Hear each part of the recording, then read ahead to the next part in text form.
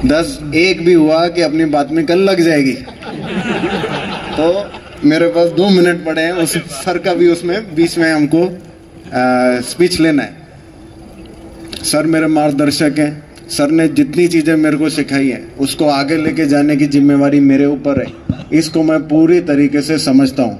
आगे के कार्यकाल में मैं मालेगांव के लोगों के लिए कुछ अच्छा कर सकूँ, उनके जीवन में कुछ अच्छी बढ़ोतरी कर सकूँ, यही मेरी मंशा है।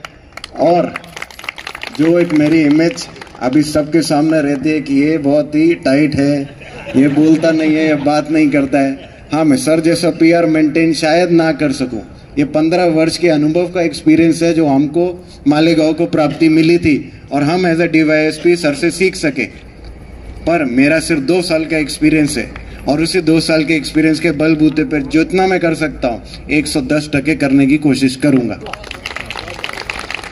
आप लोगों को आधे रास्ते मेरे को मिलने आना पड़ेगा, मैं भी आधे रास्ते आऊँगा। आप लोगों से 4 चीज़ें मैं सीखूंगा, उसको 8 करने की कोशिश करूंगा। हाँ, अवैध धंधों पे मैं उतना ही टाइट रहने वाला हूँ, पर नॉर्मल लोगों के लिए मैं बिल्कुल अच्छे से नॉर्मली बिहेव करता हूँ। ये मैं सबको बताना चाहता हूँ। अंत में मैं सर के लिए 2 शब्द ये बोलना चाहता हूँ कि सर मेरे गुरु हैं, सर मेरे मार्गदर्शक हैं। सर ने मेरे को बहुत सारी चीज़ें सिखाई हैं। अगर सर के काम को मैं और 1-2% आगे बढ़ा सकूँ तो मेरा एडिशनल एसपी का कार्यकाल एक सक्सेसफुल कार्यकाल होगा। ये मैं अपेक्षा रखता हूँ अपने आप से और सर को मैं बहुत बहुत धन्यवाद करता हूँ। Thank you. इथे यासाठी जमलो आहोत की माझी बदली झाली आहे आणि माझ्या जागी आपले इथे कार्यरत असलेले अधिकारी म्हणजे आपले सगळ्यांचे लाडके आदरणीय तेगबीर संधू साहेब यांचं प्रमोशन झालं आणि त्यांना इथे नियुक्ती झालेली आहे। त्यांनी आज चार्ज घेतलेला आहे, आज मी चार्ज सोडलेला आहे। या दोन्ही अधिकाऱ्यांचा एकाचा निरोप आणि दुसऱ्याचं स्वागत यासाठी आपण सगळेजण जमलो होतो। आधीच्या वक्त्यांनी आपल्या भाषणांमध्ये जे काही मुद्दे, जे काही आठवणी, जे काही त्यांना अनुभव सांगितला त्याच्या अनुषंगाने मी फक्त एवढंच सांगणार आहे की मालेगावला येणारा अधिकारी येताना जरी तो येण्याच्या मानसिकतेमध्ये तयारीमध्ये नसतो तरी इथं आल्यानंतर तुमच्या लोकांकडे असं काहीतरी वेगळंच मीठ आहे, तुमच्या लोकांकडे असं काहीतरी वेगळंच काहीतरी रसायन आहे की तुम्ही त्या अधिकाऱ्याला, त्या व्यक्तीला मालेगावचं करून टाका। आणि या माझ्या कार्यकाळामध्ये, साहेबांच्या कार्यकाळामध्ये आम्हा लोकांना जे काही या गावासाठी, गावाची शांतता ठेवण्यासाठी करता आलं त्यामध्ये तुम्हा सगळ्यांचं योगदान फार मोलाचं आणि फार महत्त्वाचं आहे। आपलं घर हे आपलं आहे हे त्या घरातल्या माणसाला जाणीव असली पाहिजे। त्याशिवाय त्या घराचं पुढची दिशा काय राहणार आहे, घराचा विकास कुठं राहणार आहे, घराच्या लोकांच्या गरजा पूर्ण होणार आहेत का नाही आणि त्या चांगल्या कायदेशीर मार्गाने होणार आहेत की नाही हे ठरू शकत नाही। पण मी बघितलं आहे की तुम्ही लोक इथं आल्यानंतर तुमच्या पद्धतीने आमच्याकडून काम करून घेता आणि ही जी जबाबदार मंडळी आहे इथं जमलेली आहे आणि जे लोक आधी आले आणि काही कारणास्तव निघून गेले। दादा सरांनी उल्लेख केला की आधीच्या कार्यक्रमामध्ये आम्ही व्यस्त होतो, आम्ही त्याचं नियोजन 1 तास केलं होतं, तिथं 2 तास गेले।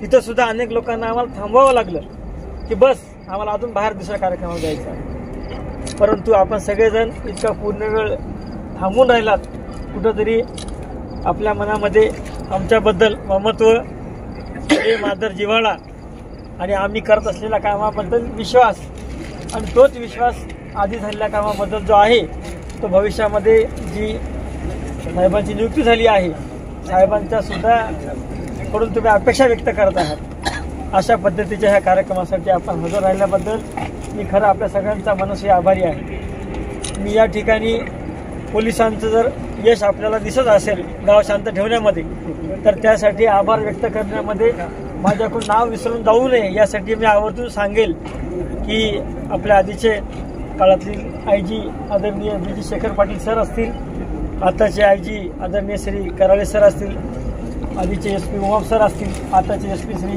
देशमाने सर असतील, तसेच आधीच्या कार्यकाळातील लोकसभेचे खासदार असलेले माजी खासदार शिवाजी भांबळे सर असतील, आताचे खासदार मॅडम बच्चा मॅडम आहेत, आपल्या जिल्ह्याचे पालकमंत्री असलेले भुसे सर आहेत आणि आपले सर्व माझ्या परिमंडळातील सर्व आमदार महोदय बोरसे साहेब आहेत, कांदे साहेब आहेत, भुजबळ साहेब आहेत, डॉक्टर राहुलदादा आहेर सर आहेत आणि सर्वच समाजातील, सर्वच घटकातील, सर्वच लोकांनी कायमच आपल्या या भागाची जी काही गरज आहे आणि आपला हा भाग ज्या पद्धतीनं मागच्या कार्यकाळात थोडासा नाव त्याचं जे चुकीच्या पद्धतीनं घेतलं जात होतं त्याच्यापासून आम्हाला दूर जायचं आहे. आम्ही तसे नाही आहोत, आम्हाला तसं समजू नका. आम्ही सुद्धा व्यवस्थित वागणारे, कायद्याला पाळणारे आणि प्रशासन, पोलीस, महापालिका, महसूल सगळ्यांच्या निर्देशाप्रमाणे, शासनाच्या आकांक्षेप्रमाणे काम करणारे आहोत.